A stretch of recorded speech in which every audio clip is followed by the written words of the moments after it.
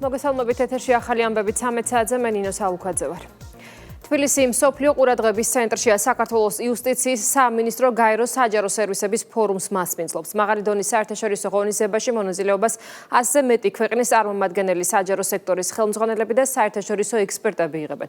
ფორუმის მთავარი თემაა საჯარო ინსტიტუტების ტრანსფორმაცია, როგორ უნდა გახდეს სახელმწიფო სერვისები უფრო სწრაფი, ეფექტიანი, ინოვაციური და მოქალაქეებზე ორიენტირებული. ღონისძიება პრემიერ-მინისტრმა, იუსტიციის მინისტრმა და ეკონომიკურ და სოციალურ საკითხებში გაეროს გენერალური მდივნის მოადგილემ გახსნეს. ფორუმის ფარგლებში ჩატარდება მინისტრთა მრგვალი მაგი და გაიმართება ორმხრივი შეხვედრებიც. თეკლა ბესტავაშვილი გვეტყვის მეტ დეტალს თეკლა გისმენთ. სამდღიანი მასშტაბური ფორუმის მასპინძელი უწყება იუსტიციის სამინისტროა. 3 დღის განმავლობაში 100-ზე მეტი ქვეყნის 500-ზე მეტი დელეგატი განიხილავს თუ როგორ უნდა გახდეს საჯარო სერვისები კიდევ უფრო ხელმისაწვდომი, ეფექტური და მოქალაქეზე მაქსიმალურად მორგებული. 3 დღის განმავლობაში მთავარი განსახილველი თემა იქნება ასევე ხელოვნური ინტელექტი, თანამედროვე მიდგომები და ციფრული ტექნოლოგიები, რაც საჯარო სერვისების ხელმისაწვდომობას მოქალაქეებისთვის კიდევ უფრო მარტივს ხდის. იუსტიციის მინისტრის განცხადებით მოქალაქესა და სახელმწიფოს შორის მთავარი დამაკავშირებელი ხიდი სწორედ საჯარო სერვისებია. ამ მიმართულებით განხორციელებულ რეფორმებზე ისაუბრა სწორედ პაატა სალიამ სიტყვის გამოსვლის დროს.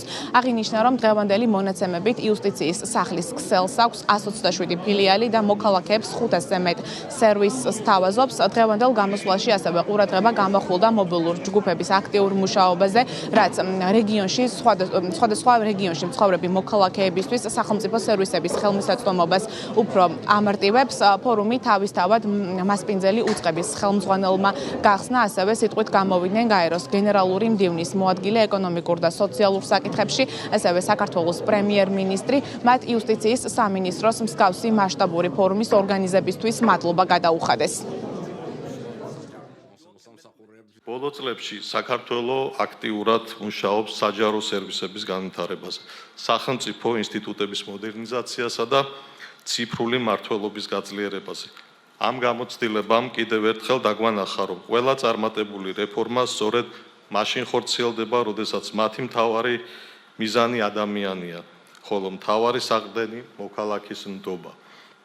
მომდევნო დღეების განმავლობაში ჩვენ განვიხილავთ ციფრული ტრანსფორმაციის, ხელოვნური ინტელექტის პასუხისმგებლიანი გამოყენების, მონაცემთა დაცვის, ინკლუზიური მმართველობის, მოქალაქეთა ჩართულობის, კორუფციის პრევენციისა და საჯარო სერვისების ხელმისაწვდომობის გაუმჯობესების საკითხებს. მაგრამ ამ ფორუმის მთავარი ღირებულება მხოლოდ თემების მრავალფეროვნება არ არის. მისი მთავარი ღირებულება არიან ადამიანები, რომლებიც დღეს ამ დარბაზში არიან შეკრებილი. საჯარო სამსახური ფაქტობრივად მსოფლიოს აძლევს პიცქს. ჩვენი მომავალი დამოკიდებულია ჩვენს ინსტიტუტებზე, რომ ისინი იყვნენ ინოვაციურები და მზად ადაპტაციისთვის. ციფრული ტექნოლოგიები უნდა გამოვიყენოთ ეფექტურად იმისთვის, რომ მიაღწიოს გაჭირვებულ ადამიანებს და სოციალური მშენებლობის პროცესში მათი ჩართულობა უზრუნველყონ. საჯარო მოსამსახურეს შეუძლია კარგი მთავრობის ჩამოყალიბებაში შეიტანოს, ინსტიტუციების ჩამოყალიბებაში შეიტანოს წვლილი. ჩვენი მხარდაჭერა უნდა აღმოვუჩინოთ ადამიანებს, რომლებიც პოლიტიკას პროგრესს აქცევენ. ძალიან მნიშვნელოვანია ხაზი გავუსვათ საჯარო სამსახურების ერთგულ მოსამსახურეებს მთელი მსოფლიოდან. თქვენი ერთგულება, რომ ემსახუროთ ადამიანებს, მხარს უჭერს ეფექტურ მმართველობას და მდგრად განვითარებას. პირველი და უმნიშვნელოვანესი, დიდი მადლობა მინდა გადავუხადო საქართველოს მთავრობას და ხალხს იმისთვის, რომ ისინი მასპინძლობენ ამ ფორუმს ლამაზ და ისტორიულ ქალაქ თბილისში. თქვენო აღმატებულებო, ჩვენ შევიკრიბეთ მნიშვნელოვანი გაურკვევლობის მომენტში. მთელ მსოფლიოში საზოგადოებები აწყდებიან ურთიერთ დაკავშირებულ კრიზისებს, ეკონომიკურ არასტაბილურობას, გეოპოლიტიკურ დაძაბულობებს, გაფართოებულ უთანასწორობას, კლიმატურ შოკებს, სწრაფ ტექნოლოგიურ ტრანსფორმაციას. ამავე დროს, ნდობა ინსტიტუციებში ძლიერდება და ყველა სარგებელი ამ პროცესის კითხვის ნიშნის ქვეშ არ დგას. დღესდღეობით მოქალაქეები ითხოვენ უფრო პასუხისმგებელ და სამართლიან მომსახურებას. ჩვენ გვჭირდება სტრუქტურული ტრანსფორმაცია, რომელიც ხალხსია მომართული და ნდობას ეყრდნობა. ინსტიტუციები არა მხოლოდ უნდა ადაპტირდებოდნენ, ისინი უნდა ვითარდებოდნენ, რომ ხალხის ნამდვილი საჭიროებები გახდეს მათი სამსახურის ცენტრი. დღევანდელი დღე კიდევ ერთხელ გვახსენებს, რომ ძლიერი ინსტიტუტები, ეფექტიანი მმართველობა და ხარისხიანი საჯარო სერვისები ქვეყნის მდგრადი განვითარების აუცილებელი პირობაა. სწორედ ამ მიზნის გათვალისწინებით საქართველოს 2015 წლიდან ევროპული საჯარო მმართველობის პრინციპების შესაბამისად თანმიმდევრულად ახორციელებს საჯარო მმართველობის რეფორმას, რომლის მიზანია უფრო ეფექტიანი, გამჭვირვალე ანგარიშვალდებული და მოქალაქეზე ორიენტირებული სახელმწიფო ინსტიტუტების ჩამოყალიბება. რეფორმის ერთ-ერთი ყველაზე წარმატებული შედეგია იუსტიციის სახლების მოდელი, რომელიც წლების განმავლობაში მოქალაქეზე ორიენტირებული საჯარო სერვისების მიწოდების გამორჩეულ მაგალითად ჩამოყალიბდა. დღეს ქვეყნის მასშტაბით ფუნქციონირებს 127 იუსტიციის სახლი, სადაც მოქალაქეებს ერთ სივრცეში 500-ზე მეტ საჯარო და კერძო სერვისზე აქვთ წვდომა. ამ მიმართულებით მნიშვნელოვანი ნაბიჯი იყო მუნიციპალური ელექტრონული სერვისების ერთიანი სისტემის დანერგვაც, რომელიც უკვე 63 მუნიციპალიტეტში ფუნქციონირებს. გაეროს საჯარო სერვისების ფორუმი არის სამდღიანი, რომლის ფარგლებშიც დაგეგმილია მრგვალი მაგიდის ფორმატი, სადაც იუსტიციის მინისტრი იუსტიციის სახლის მაგალითზე იმსჯელებს, როგორ გახდა საჯარო სერვისების ხელმისაწვდომობა კიდევ უფრო მარტივი თანამედროვე ტექნოლოგიების გამოყენებით. როგორც უკვე გითხარით, მასშტაბური ფორუმი არის სამდღიანი და მასში 100-ზე მეტი ქვეყნის 500-ზე მეტი დელეგატი მონაწილეობს. მადლობა, პირდაპირ ეთერში თეკლა ბესტავაშვილი საუბრობდა. სააკაშვილის პარტიის თავმჯდომარეობის კანდიდატი ნანუკა ჟორჟოლიანი წუხს, რომ საზოგადოებაში მშვიდობის და ქვეყნის სუვერენიტეტის საკითხები იმდენად პრიორიტეტული გახდა, რომ ამას მოქალაქეები მთელი საქართველოს მასშტაბით სადღეგრძელოებში გამოხატავენ. ჟორჟოლიანის განცხადების შეფასება არ სურთ ოპოზიციაში და კითხვებს თავს არიდებენ. შეცვლილია სადღეგრძელოების თანმიმდევრობა. ანუ მართლა შეცვლილია რეგიონში. პირველი სვამენ საპატრიარქის და რწმენის და ეს ყოველთვის, მერე სვამენ მშვიდობას. ეს ადრე მხოლოდ გურიაში მესმოდა, მაგრამ ახლა ყველა მთელს ქვეყანაში და მესამე ეს ქვეყანა ქართველების ამ ქვეყნის ბედი ქართველებმა უნდა გადავწყვეტოთ. ასეთ სადღეგრძელო მართლა პირველად გავიგე. მე არ მგონია რომ თქვენ სწორ ციტირებას ახდენთ. საპატრიარქის და მე არ მისის არაფერი. აქ ხმაურია და არ არის ის არაფერი. ნანუკას კომენტირებას მე არ დავიწყებ. მიკერძოებული ვარ მის მიმართ. ამიტომ არ შემეკითხოთ ეს თემები.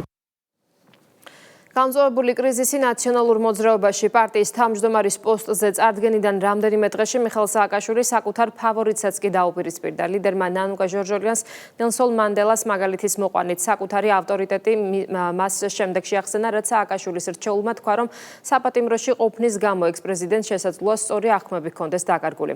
ლიდერის გავრაზების შემდეგ კანდიდატად დასახელებული საკუთარი ნათქვამის გამართლება შეეცადა კრიზისის დაპირისპირებას და შიდა პარტიულ პრობლემებს არ მელავენ ნაციონალურ მოძრაობაში. ალიანსში კი მიიჩნევენ, რომ კონფლიქტები ოპოზიციურ სპექტრს აზიანებს.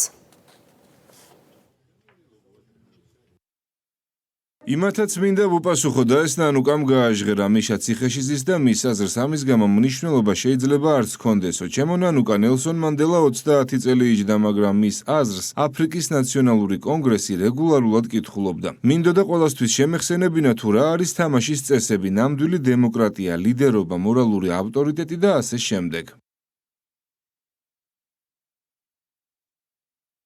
მიშა არსად მithქვამს მაგ კონტექსტში და აი რამ ხელა მნიშვნელობა აქვს ციხეში თქვენს ყოფნას. ასე მოგაწოდეს. მე ვთქვი, რომ პარტიის შიდა ამბებზე შეიძლება მასთან სუბიექტური ინფორმაციები მიჰქონდეთ თქო. დანარჩენს პირად წერილში გეტყვით. ძალიან მარტივია, არაფერი არ არის, მე მგონი ნორმალური ადამიანისთვის გაუგებარი.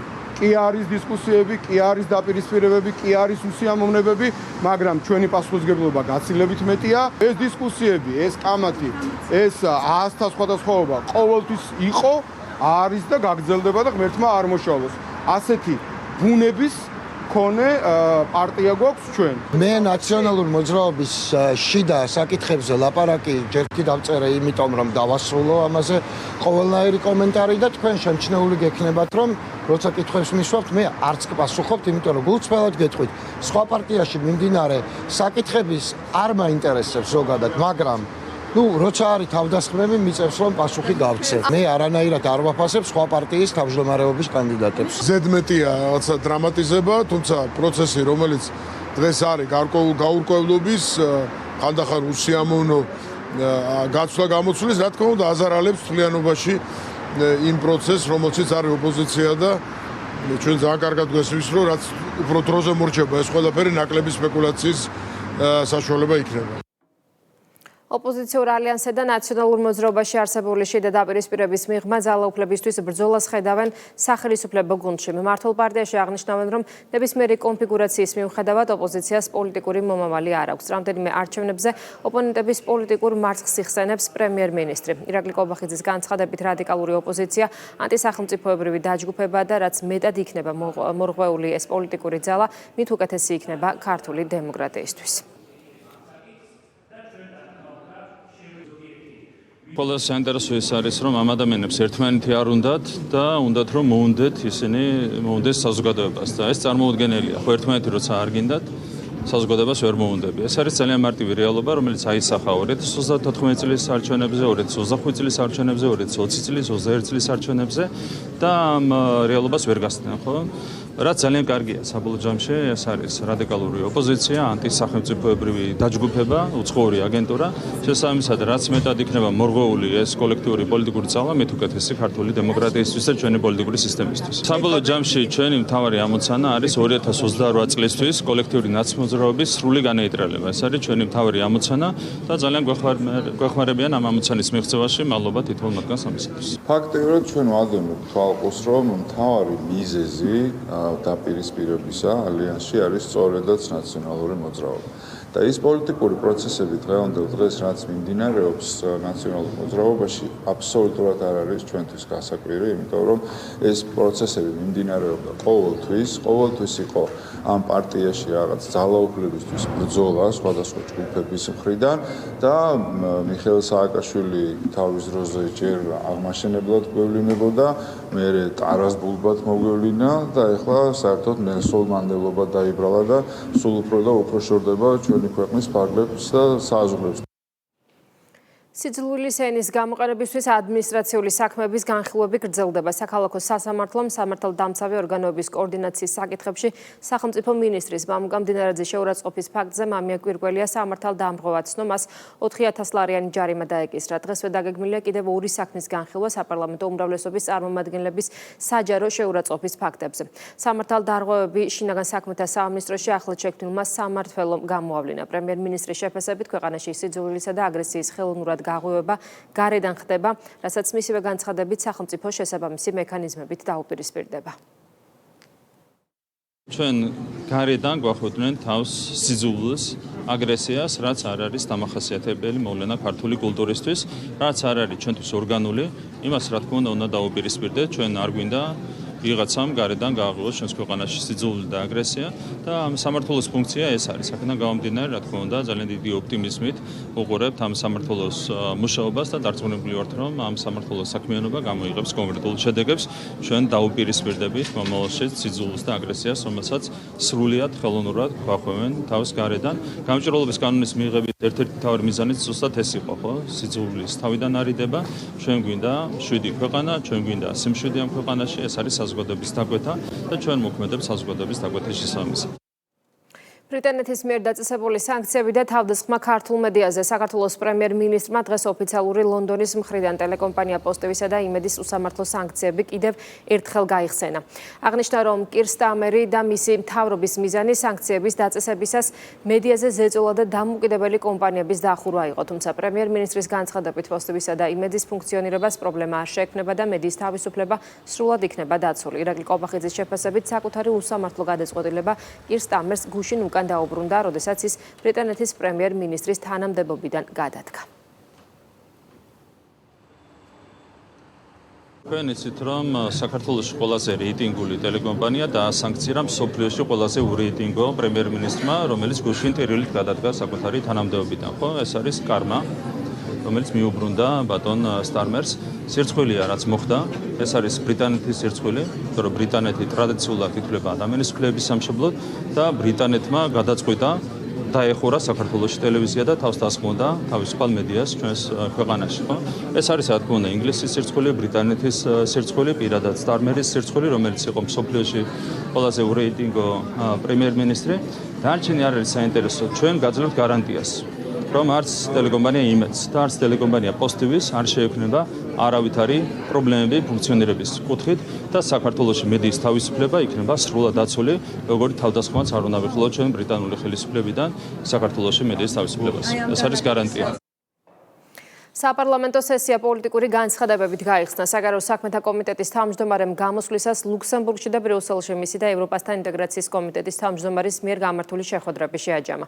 ნიკოლო სამხარაძის თქმით, შეხვედრებზე ის საკითხები განიხილეს, რომლებიც მიუღებელია ქართული მხარისთვის, მათ შორის რუსეთისთვის სანქციების დაწესების მოთხოვნა, ასევე ქვეყნის შიდა საქმეებში ჩარევა და ორმაგი სტანდარტები კანდიდატი ქვეყნის მიმართ. გარდა ამისა, პოლიტიკური განცხადებებისას დეპუტატებმა ისაუბრეს ბრიტანეთის პრემიერის მიერ თანამდებობის დატოვების საკითხზე და გაიხსენეს ის უსამართლო გადაწყვეტილებები, რომლებიც კირ სტამერმა საქართველოსთან მიმართებით მიიღო. მინდა საზოგადოებისთვის ასევე ნათელი იყოს თუ რაზე ვესაუბრებით ჩვენს უცხოელ კოლეგებს. პირველ რიგში ეს არის საქართველოს უსაფრთხოების ინტერესების უგულებელყოფა მუდმივი მოწოდებებით იმაზე, რომ საქართველოს უნდა დააწესოს ეკონომიკური სანქციები რუსეთის ფედერაციის მიმართ. ყველამ უნდა გაითვალისწინოს ის, რომ საქართველოს არის ნაწილობრივ ოკუპირებული სახელმწიფო და შესაბამისად ჩვენ ვერ გადავდგავთ ისეთ ნაბიჯებს, რომელმაც შეიძლება ესკალაცია რუსეთთან ურთიერთობების კიდევ უფრო დამატებითი ესკალაცია მოიტანოს და შეიძლება სამხედრო კონფლიქტითაც დასრულდეს. მეორე საკითხი ეს იყო ჩვენს შიდა საქმეებში და განსაკუთრებით არჩევნებში ჩარევის საკითხი და სხვათა შორის ჩვენი ევროპელი კოლეგებისგან ამ ყოველ შემთხვევაში იმ შეხვედრებზე, რომელზეც ჩვენ ვიყავით, აბსოლუტური, ასე ვთქვათ, გაგება და თანხმობა იყო იმ საკითხზე, რომ მიუღებელი და დაუშვებელია, როდესაც რომელიმე სხვა ქვეყნის საგარეო საქმეთა მინისტრი ან საპარლამენტო კომიტეტის თავმჯდომარე ჩადის კანდიდატ ქვეყანაში და იქ არჩევნების წინასაარჩევნო პროცესში რომელიმე პარტიას ან რომელიმე პარტიის საწინააღმდეგო აგიტაციას სწევს. მესამე საკითხი ეს არის პროტესტი, რომელსაც ევროკავშირი დღემდე მიიჩნევს, რომ იყო მშვიდობიანი და ამაზე ჩვენ გამოვთქვით ასევე ჩვენი წუხილი, რომ როდესაც შენ ხედავ პრეზიდენტის ინსტიტუტზე შეტევას, პრეზიდენტის სასახლეზე შეტევას, როდესაც პარლამენტის შენობა იწვის, როდესაც მანქანები იწვის, როდესაც პოლიციელები არიან დაშავებულები, ისმის კითხვა, ვინ აკეთებს ამას? ეს რაღაც უხილავი ხელია, უჩინარი ხელია, თუ არიან კონკრეტული ადამიანები, რომლებიც ამ დანაშაულს შადიან? და მეოთხე საკითხი, რომელზეც ჩვენ ვილაპარაკეთ, ეს არის ორმაგი სტანდარტები, თუნდაც კანდიდატ ქვეყნებთან მიმართებაში, ის რაც ეპატიება ერთ რომელიმე კანდიდატ ქვეყანას, შეიძლება შემდეგ არ ეპატიოს საქართველოს, რაც ჩვენთვის არის სრულიად მიუღებელი. ბოლო არასრული 3 თვის განმავლობაში ჩვენ ვიყავით უკვე 6 წევრ სახელმწიფოში, ევროკავშირის წევრ სახელმწიფოში და 6-ვე პრინციპში სახელმწიფოში შეიძლება ითქვას, რომ არის ერთგვარი იმედგაცრუება იმ პოზიციის მიმართ, რომელიც ევროკავშირს აქვს საქართველოსთან მიმართებაში გულისხმობ პოლიტიკური დიალოგის არქონას. ბატონი სტარმერის პირობებში ჩვენ შეგვიძლია გავიხსენოთ საქართველოსთან მიმართებით მიღებული ამას უსამართლოს უკვე აღარ ქვია, ხო? სასაცილო ტიპის გადაწყვეტილებები. უკიდურესად სასაცილო, როდესაც დამოუკიდებელი ტელეკომპანიები იმედი და პოსტივი დაასანქცირა ბრიტანეთის მთავრობამ და მის მიზეზად მოიყვანეს ის, რომ თითქოს ამ ტელევიზიების მეშვეობით ხდება უკრაინის სუვერენიტეტის ხელყოფა. ასევე ის სასაცილო გადაწყვეტილება, რომელიც, ალბათ პატარა ბავშვიც არ დაიჯერებს, გადაწყვეტილება არა უკაცრავად, ის სასაცილო ნარატივიც და ის სასაცილო რეპორტაჟიც, რომელსაც პატარა ბავშვიც არ დაიჯერებს, ნამდვილად რომ თითქოს ჩვენმა ხელისუფლებამ გამოვიყენეთ პირველი მსოფლიო ომის დროს აკრძალული ნივთიერება ჩვენი მოქალაქეების დასაშლელად და ფიზიკურად მოწამლული ადამიანიც არ არსებობს, ხო? ეს გააკეთა დიდი ბრიტანეთის საზოგადოებრივმა მაუწყებელმა და რა თქმა უნდა ამ შემთხვევაშიც არის საფუძვლიანი ეჭვი იმასთან დაკავშირებით, რომ ბატონი სტარმერის მთავრობასთან იყო ეს ყველაფერი შეთანხმებული. და ძალიან სამწუხაროა, რომ ზოგადად დღევანდელი ლიდერები ევროპის წამყვანი ქვეყნების არ ზრუნავენ საკუთარი სახელმწიფოების ეროვნულ ინტერესებზე. სიჩქარის გადაჭარბებისთვის დაადგენილი ჯარიმების შემცირების შესახებ საკანონმდებლო ინიციატივას პარლამენტის პლენარულ სხდომაზე დღეს პირველი მოსმენით განიხილავენ. მთავრობის მიერ წარდგენილი კანონპროექტით ჯარიმები უფრო დიფერენცირებული ხდება. 15-დან 50 კმ/სთ-მდე სიჩქარის გადაჭარბებაზე ჯარიმები მცირდება 50 კმ/სთ-ის და მეტის გადაჭარბების შემთხვევაში კი არ იცვლება და 300 ლარიანი ჯარიმა შენარჩუნდება. კანონპროექტი პარლამენტში დაჩქარებული წესით განიხილება. როგორც სახელმწიფო გუნდში განმარტავენ, ცვლილებების შემდეგ ჯარიმები უფრო პროპორციული გახდება. ჩვენ სტატისტიკაც შევაფასეთ, რაც უკავშირდება საგზაო მოძრაობის წესების დარღვევას და შესაბამის ჯარიმებს და გაირკვა, რომ ჯარიმების გაზრდამ ამ შემთხვევაში გავლენა არ იქონია სტატისტიკის გაუმჯობესებაზე. აქედან გამომდინარე, ჩვენ არ გვინდა რომ ზედმეტად დავაწვეთ მოსახლეობას თურთად, გაზრდილი ჯარიმებით შესაბამისად ამ ყველაფრის საფუძველზე მივიღეთ ჯარიმების შემცირების გადაწყვეტილება. პლენარულ სხდომაზე დღეს კანონმდებლები პირველი მოსმენით უცხოელთა და მოქალაქეობის არ მქონე პირთა სამართლებრივი მდგომარეობის შესახებ კანონში შესატან ცვლილებებზე იმსჯელება. შინაგან საქმეთა სამინისტროს მიერ მომზადებული საკანონმდებლო ინიციატივის მიზანი უცხოელების საქართველოში შემოსვლის, ცხოვრებისა და ქვეყნიდან გაძევების წესების უფრო მკაფიოდ განსაზღვრა და გამარტივებაა. ცვლილებათა პაკეტის მიხედვით მოქალაქეობის მიღების მიზნით ფიქციური ქორწინება სისხლის სამართლის წესების დასჯადი ხდება, ასევე უცხოელი სტუდენტებისთვის წესდება ენობრივი ბარიერის სენსი და მთავრობა დაადგენს კონკრეტული დოკუმენტების ჩამონათვალს, რომელიც მიჩნეული იქნება ქვეყანაში უცხოელების მიერ სწავლის გაგრძელების საფუძვლად. სახელმწიფო გუნდში განმარტავენ, რომ ინიცირებული კანონპროექტი სახელმწიფოს ეფექტიანი პასუხია იმ გლობალურ გამოწვევებზე, რასაც უკანონო მიგრაცია და მასთან ბრძოლა წარმოადგენს. ძალიან მნიშვნელოვანი ნაბიჯები გადაიდგა, მათ შორის ინსტიტუციური კუთხით გაძლიერდა შინაგან საქმეთა სამინისტროს შესაბამისი ქვედანაყოფი და გასული პერიოდის განმავლობაში, დაახლოებით წელიწადის რამდენიმე თვის განმავლობაში, იმაზე მეტი არალეგალი მიგრანტი გავაძევეთ ჩვენ ქვეყნიდან, ვიდრე მთელი გასული 10 წლის განმავლობაში. ეს არის უკვე პრაქტიკული შედეგი, რაც მოიტანა იმ ინსტიტუციურმა ცვლილებებმა და პოლიტიკის მიდგომის ცვლილებამ, რომელიც განხორციელდა შინაგან საქმეთა სამინისტროში. რა თქმა უნდა, მიმართულებით აქტიურად გაგრძელდება მუშაობა, უხეში დათვლებით დაახლოებით 20,000 არალეგალი მიგრანტია საქართველოში დღევანდელი მდგომარეობით და ჩვენი მიზანია, რომ არც ერთი არალეგალი მიგრანტი აღარ დარჩეს ქვეყანაში, შესაბამისად ამ მიმართულებით მუშაობა აქტიურად გაგრძელდება. შინაგან საქმეთა სამინისტროს მიგრაციის დეპარტამენტის თანამშრომლებმა უცხო ქვეყნის 88 მოქალაქე საქართველოდან გააძევეს. კომპლექსური ღონისძიებების შედეგად ქვეყნიდან გაძევებული იქნა თურქეთის, თურქმენეთის, ინდოეთის, ნიგერიის, პაკისტანის, რუსეთის, აზერბაიჯანის, უზბეკეთის, ყაზახეთის და სხვა სახელმწიფოების ჯამში 88 მოქალაქე. მოქმედი კანონმდებლობის შესაბამისად გაძევებულ პირებს ქვეყანაში შემოსვლის აკრძალვა დაუწესდათ.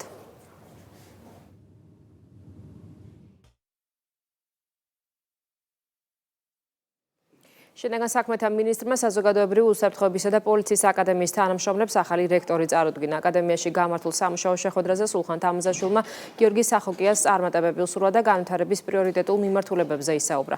შეხვედრის ფარგლებში შინაგან საქმეთა მინისტრმა აკადემიის ხელმძღვანელ პირებთან ერთად სამუშაო სივრცეები დაათვალიერა და ინფრასტრუქტურას გაეცნო.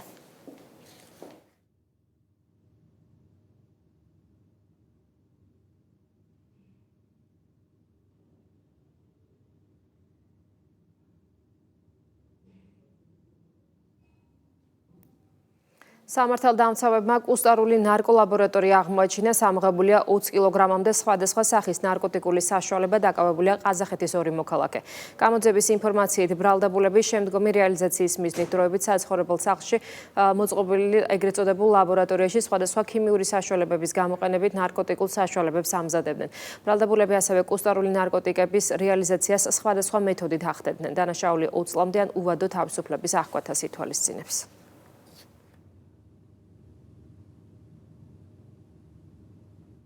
საქართველოში ზაფხულის ტურისტული სეზონი აქტიურად დაიწყო და სასტუმროების დატვირთვის მაჩვენებელი საგრძნობლად გაიზარდა. გასულ წელთან შედარებით ჯავშნების რაოდენობა მნიშვნელოვნად არის გაზრდილი, როგორც დედაქალაქში, ასევე რეგიონებში.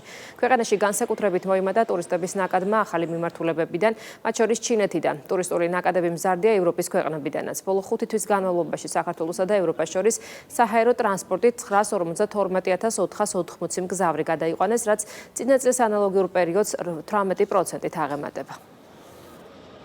მიუხედავად რეგიონში არსებული მდგომარეობისა, უნდა აღინიშნოს, რომ საავიაციო სექტორში ჩვენ მზარდი ტენდენციები გვაქვს, შესაბამისად ევროპის მიმართულებას თუ შევაფასებთ, მიმდინარე წლის 5 თვის მაჩვენებლებს თუ ავიღებთ, დაახლოებით მილიონამდე მგზავრს უკვე მოვემსახურეთ და შესაბამისად წინა წლის ანალოგიურ პერიოდთან შედარებით დაახლოებით 18%-იან ზრდას გვაძლევს. ასევე მნიშვნელოვანია, რომ ჩვენ ზაფხულის სანავიგაციო სეზონს შევხვდით მზად და შესაბამისად ამ მიმართულებით 20 ავიაკომპანია აასრულებს 46 მიმართულებით რეისებს, რაც კვირაში დაახლოებით 175 სიხშირეს გვაძლევს და ჩვენ დარწმუნებულები ვართ, რომ 2026 წლის განმავლობაში გვექნება ბევრად უფრო მეტი მომართვიანობა და დაკავშირებადობა ევროპის მიმართულებასთან, რაც ჩვენთვის რა თქმა უნდა სტრატეგიული მნიშვნელობის არის. ზაფხულის სეზონი აქტიურ ფაზაში შედის, ნამდვილად იგრძნობა ტურისტების სიმრავლე. აღსანიშნავია ის ფაქტიც, რომ 15 ივლისს უკვე შანხაი, თბილისი, შანხაის მიმართულებით ახალი რეისი დაემატება და ვფიქრობ, რომ ეს საგრძნობლად შეუწყობს ზაფხულის ტურისტული სეზონის ზრდას ხელს. ასევე აღსანიშნავია ის ფაქტი, რომ სასტუმროების დატვირთულობის თვალსაზრისით საკმაოდ მაღალია და ვფიქრობთ, რომ ციფრებით დაადასტურებს იმას, რომ საკმაოდ წარმატებული ზაფხულის სეზონი გვექნება. კახეთის რეგიონში გზების მშენებლობა რეაბილიტაცია აქტიურად გრძელდება. სოფელ აყურაში მიმდინარეობს ორფენიანი ასფალტის საფარის დაგება და სანიაღვრე არხების მოწყობა. სამუშაოები ადგილობრივი ბიუჯეტიდან ფინანსდება და ღირებულება 120,000 ლარს აჭარბებს. მიმდინარე წელს თელავის მუნიციპალიტეტში გზების მოწესრიგების მიზნით ადგილობრივი ბიუჯეტით დაფინანსებით 19 პროექტი განხორციელდება. აქტიურად მიმდინარეობს კახეთის რეგიონში ინფრასტრუქტურული სამუშაოები, კერძოდ დღეს ჩვენ ვიმყოფებით თელავის მუნიციპალიტეტის სოფელ აყურაში, სადაც მიმდინარეობს ერთ-ერთი შიდა გზის მოასფალტება და საბოლოო ჯამში ჩვენი მიზანია ქალაქ სოფლად თანაბარი ხარისხიანი საცხოვრებელი გარემოს შექმნა. მუნიციპალიტეტში ერთ-ერთი დიდი სოფელია აყურა. ამ ეტაპზე მიმდინარეობს ერთ-ერთი შიდა საუკუნო გზის მოწყობა, რომლის დასრულების შემდგომ მოსახლეობას გაუადვილდება გადაადგილება და გახდება უფრო რუსთავში მესხიშვილის ქუჩაზე საცხოვრებელი კორპუსების რეაბილიტაციის მეორე ეტაპი მიმდინარეობს. პროექტის ფარგლებში რეაბილიტაცია ნომერ 10, მე-11 და მე-12 საცხოვრებელ კორპუსებს უტარდება. პროექტის ღირებულება 3 მილიონ ლარზე მეტია და სახელმწიფო ბიუჯეტიდან ფინანსდება. ამ ეტაპზე რუსთავში გამაგრება რეაბილიტაცია 21 საცხოვრებელ კორპუსში მიმდინარეობს. ძველი ლიფტები ამ შენობებში ჩავანაცვლეთ ევროპული თანამედროვე ლიფტებით, მოვაწესრიგეთ სადარბაზოები და ჯერი დადგა ფასადის მოწესრიგებაზე. სწორედ ამ პროექტში ასევე გათვალისწინებულია გამაგრებითი სამუშაოები. პროექტი აქტიურ ფაზაშია შესული. ვფიქრობთ, რომ ოქტომბრის თვემდე დასრულებული იქნება სამუშაოები. პროექტის ფარგლებში მოხდება საძირკვლის საჭიროების შემთხვევაში გამაგრება. აჭარის მთავრობის თავმჯდომარემ ზემო აჭარაში მოსახლეობასთან შეხვედრები გამართა. ზურა პატარაძემ ყურადღება გაამახვილა მაღალმთიანი აჭარის განვითარების პრიორიტეტებზე და აღნიშნა, რომ ხელისუფლების ერთ-ერთი მთავარი ამოცანა მთაში ცხოვრების ხარისხის გაუმჯობესება, ინფრასტრუქტურის განვითარება და ტურისტული პოტენციალის გაძლიერება. აჭარის მთავრობის თავმჯდომარემ ასევე ხულოს მუნიციპალიტეტში ზომლეთი ხიხაძირის საავტომობილო გზის რეაბილიტაციის მიმდინარეობას დაათვალიერა.